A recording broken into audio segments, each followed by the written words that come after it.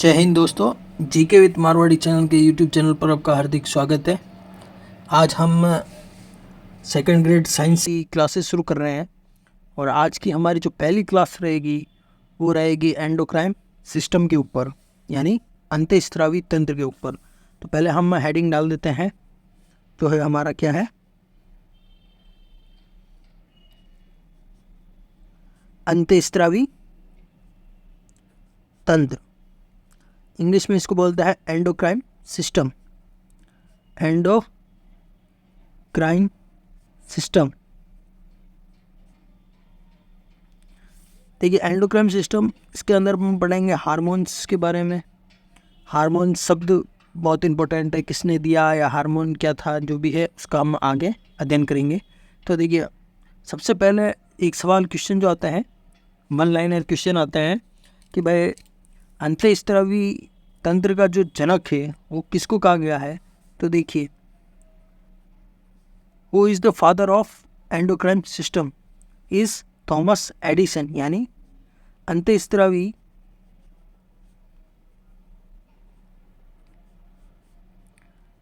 अंतःस्रावी तंत्र का जनक या पिता किसको कहा गया है, थॉमस एडिसन को। किसने कहा गया था, थॉमस एडिसन। ध्यान रखना बल्ब का आविष्कार भी किसने किया था, एडिसन ने, इसलिए ध्यान रखना एंडोक्राइन सिस्टम के जनक कौन थे, एडिसन। ठीक है। और उसके बाद में आता है हार्मोन जो होता है, चूँकि इसके अंदर हम हार्मोन का अध्ययन करते हैं, तो हार्मोन जो शब्द है या हार्मोन टर्म है वो किसने दी। तो देखिए हार्मोन जो शब्द है वो सबसे पहले दिया था स्टार्लिंग ने। किसने दिया था, हार्मोन शब्द किसने दिया था, हार्मोन शब्द दिया था स्टार्लिंग ने।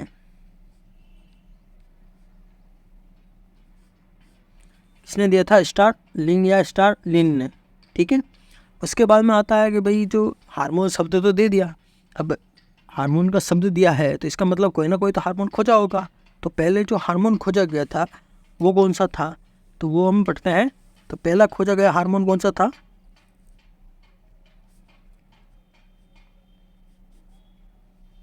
पहला खोजा हार्मोन था वो था सिक्रीटिन।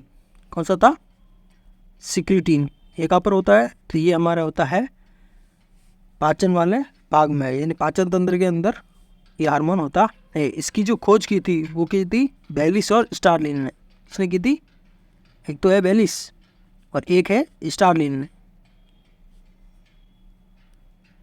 ठीक है। तो ये है नॉर्मल मतलब एक परिचय हो गया एंडोक्राइन सिस्टम के बारे में। ये सब सारे इंपॉर्टेंट क्वेश्चन है, वन लाइनर क्वेश्चन है, कभी भी एग्जाम में पूछे जा सकते हैं कि हार्मोन शब्द की खोज या हार्मोन शब्द किसने दिया, स्टार्लिंग ने दिया। पहला खोजा गया हार्मोन कौन सा था, तो सिक्रीटिन था। एक क्वेश्चन और आता है, ये तो था अपने मतलब जंतुओं के अंदर। तो एक क्वेश्चन ये बनता है कि प्लांट के अंदर जो पहला हार्मोन खोजा गया था वो कौन सा था। तो प्लांट के अंदर जो पहला हार्मोन खोजा गया था वो कौन सा था, तो वो था ऑक्सीन। कौन सा था, वो था ऑक्सीन। ऑक्सीन जो हार्मोन है वो प्लांट में पहले खोजा गया था, और वो किसने खोजा था, तो एफ.डब्ल्यू. वेंट ने खोजा था। किसने, एफ.डब्ल्यू. वेंट ने सबसे पहले, मतलब प्लांट के अंदर तो ऑक्सीन को खोजा गया था, और अपने एनिमल्स के अंदर किसको, सिक्रीटिन को खोजा गया था पहले। ठीक है। तो ये क्वेश्चन है, ये बेसिक क्वेश्चन है, एग्जाम में आते रहते हैं। ठीक है। उसके बाद में हम अब हार्मोन के बारे में, हार्मोन के गुणधर्मों के बारे में अध्ययन करेंगे, यानी हार्मोन की जो प्रॉपर्टीज़ है उसके बारे में हम देखते हैं। अब हम हेडिंग डालेंगे हार्मोन के गुणधर्म। ठीक है, क्या है, हार्मोन के गुणधर्म।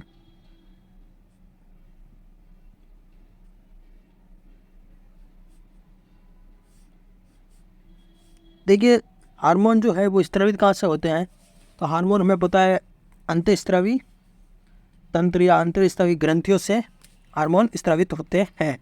तो पहला पॉइंट तो हमारा यही हो गया कि इसका स्रावन कहाँ से होता है, अंतःस्रावी ग्रंथियों से। अंतःस्रावी ग्रंथि, अंतःस्रावी ग्रंथियों से हार्मोन का स्रावन होता है। ठीक है, अब आता है हार्मोन किनसे मिलकर बने होते हैं या उनकी प्रकृति कैसी होती है। तो हार्मोन की जो प्रकृति होती है वो प्रोटीन स्टेरॉइड प्रकृति की होती है या अमीनो अम्ल प्रकृति के होते हैं। ठीक है, तो दूसरा पॉइंट क्या है हमारा, हार्मोन जो होते हैं वो कैसे होते हैं, तो प्रोटीन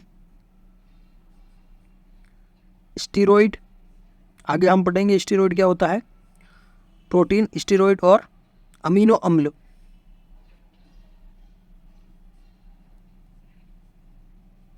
प्रकृति के होते हैं।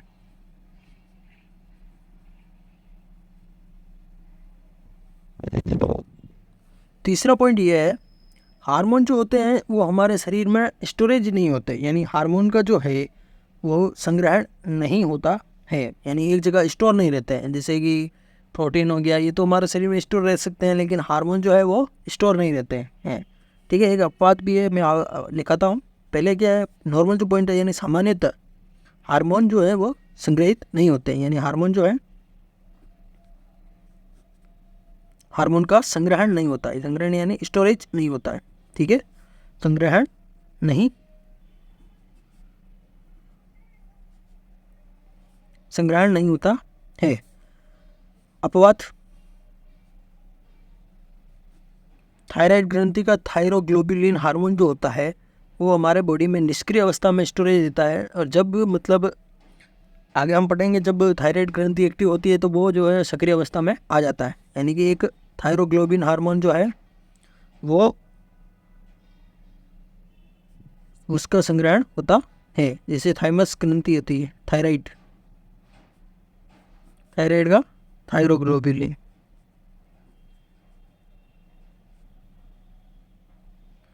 थायरोग्लोबुलिन, थायरोग्लोबुलिन हार्मोन जो होता है वो निष्क्रिय अवस्था में होता है। अब आप ये देख रहे होंगे कि यार ये इनके गुणधर्म तो है, ये थ्योरी के लिए तो ठीक है, लेकिन इनका एग्जाम में क्वेश्चन कैसे आएगा, तो ये क्वेश्चन ये आएगा कि निम्न में से कौन सी, क्वेश्चन नंबर 1 है, देखिए जो क्वेश्चन आएगा वो क्वेश्चन क्या होगा, निम्न में से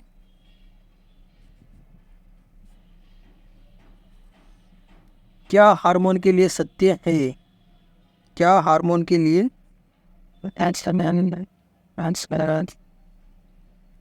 सत्य है। ऑप्शन आएगा, जैसे हार्मोन शब्द जो है वो किसने दिया, तो शब्द स्टारलिन ने दिया।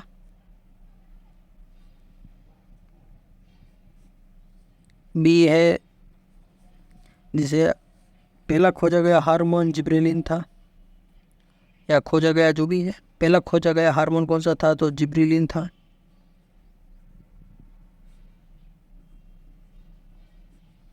सी है, हार्मोन प्रोटीन प्रकृति के नहीं होते हैं, प्रोटीन प्रकृति के नहीं होते हैं। डी है, डी है, हार्मोन का स्त्रावण जो है वो कोशिका द्वारा, या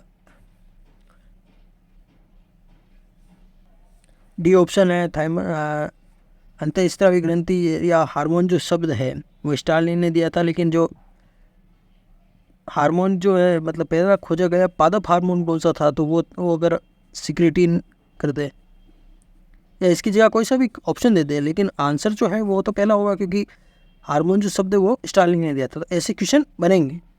ठीक है, सारे मतलब न्यूमेरिकल और ऐसे क्वेश्चन नहीं आएंगे, कुछ एक क्वेश्चन ऐसे भी आएंगे, तो हमें थोड़ी थ्योरी भी पढ़नी पड़ेगी। ठीक है, अब नेक्स्ट हम पढ़ते हैं हार्मोन और एंजाइम में क्या डिफरेंस है। नेक्स्ट पॉइंट है हमारा, हार्मोन और एंजाइम में क्या अंतर है। तो एक तरफ हम लिखते हैं एंजाइम, एक तरफ हम लिखते हैं हार्मोन, दोनों में क्या डिफरेंस है। तो देखिए, इनका हार्मोन का जो स्त्रावण होता है वो तो हमें पता है अंतःस्रावी ग्रंथि द्वारा होता है। तो अब मैं अंतःस्रावी आप लिख दीजिएगा आगे, अंतःस्रावी। इसका जो है वो है बहिस्रावी ग्रंथि से एंजाइम का स्त्रावण होता है, तो बहिस्रावी ग्रंथि से एंजाइम का स्त्रावण होता है। ठीक है, एंजाइम जो होते हैं वो सिर्फ प्रोटीन प्रकृति के होते हैं, केवल प्रोटीन, यहाँ पर मैं लिख देता हूँ केवल प्रोटीन प्रकृति के होते हैं, जबकि हार्मोन जो होते हैं वो तो हमें पता है, वो प्रोटीन, स्टेरॉइड और एमिनो अम्ल प्रकृति के होते हैं। तो यहाँ पर हम लिख दीजिए जैसे अमीनो अम्ल।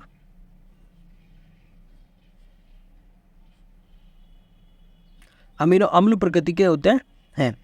उसके बाद में तीसरा पॉइंट ये है, हार्मोन जो है वो पूरे शरीर में कहीं पर, मतलब जैसे मान लीजिए हार्मोन का स्टोरेज नहीं होता। हार्मोन जो होते हैं वो कई, जैसे मान लीजिए हमारे किडनी में वहाँ से स्रावित हुए हैं तो हमारे बॉडी में कहीं पर भी जा सकते हैं, लेकिन एंजाइम जो है वो स्पेशल उसी जगह से रिलेट करेंगे, यानी इनका जो स्रावण है वो पूरे शरीर में होते हैं, पूरे शरीर में कहीं पर भी जा सकते हैं।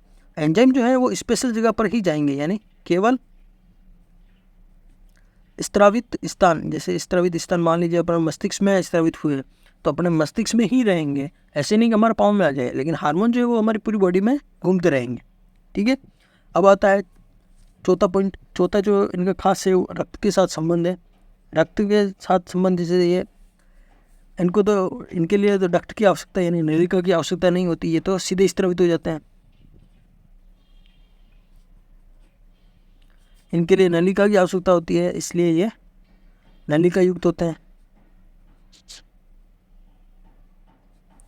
ये मेजर डिफरेंस है बिटवीन एंजाइम्स एंड हार्मोन। आप देख सकते हैं, देखिए पहला जो है एक बार वापस रिवाइज कर देता है। तो बहिस्रावी ग्रंथि होती है, वहाँ से स्रावित होते हैं एंजाइम्स, अंतःस्रावित से हार्मोन। ठीक है, उसके बाद में आते हैं, ये केवल प्रोटीन प्रकृति के होते हैं, ये प्रोटीन और एमिनो अम्ल प्रकृति के होते हैं। ये केवल स्रावित, मतलब इनका जो है स्रावण जो होता है वो उस जिस भाग के लिए स्रावित होते हैं वहीं से ही और उस भाग में ही घूमते रहते हैं, और ये पूरी बॉडी में घूमते रहते हैं। इनका स्रावण जो होता है नलिका युक्त होता है और ये